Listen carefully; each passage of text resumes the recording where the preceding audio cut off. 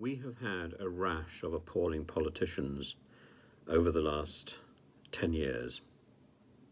I'm not saying the whole government has been shot to pieces. I'm saying that there's been a particular type of self-absorbed and strangely successful individual who has clawed their way to the top and has done so much damage. Matt Hancock, Liz Truss, Priti Patel, Nadine Dorries, Gavin Williamson, Dominic Raab, sunning himself on Crete. More factor 10, factor 10, factor 10. And of course Matt Hancock in his stationery cupboard looking for HB pencils with a rubber. These people are figures of fun, but they have done damage. And I don't quite, and to these of course we add quasi. And I don't understand how we have attracted so many of these people in such a short space of time. It hasn't happened again. Now,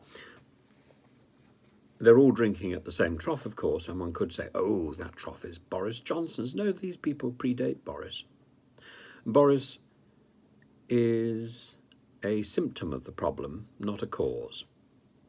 I think the cause is David Cameron, the man who smugly claimed that he'd made the Queen purr, the man who was so arrogant that once he'd had one successful referendum, he thought he could have another.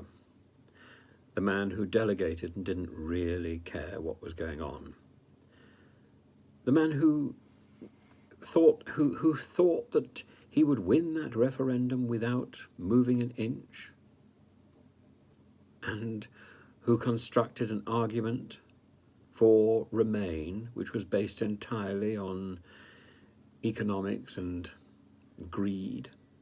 Actually, that mirrors the argument for Leave, but the argument for Leave would at least pretended to put money in our pockets.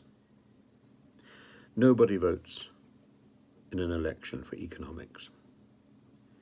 People vote for personal gain and on an emotional level. And there was an emotional argument for the Remain vote that was never used, which was precisely that twice in the last century we went to the aid of Europe and we should have stuck it out and gone to the aid of Europe again. The European Union is shattered and needs fixing. We could have helped fix it. Instead, we've run away. We are now going to sit back while a monster develops on our doorstep. Except that's what I said then. I think I was wrong, because I think we have become that monster. And more than that, if we are so useless economically, if our reputation is so useless, this government has managed to destroy our economic prowess and our reputation in pretty well 1 week, then we are of no use at all to President Zelensky. Rhetoric isn't going to help Ukraine, and that's all we've got left.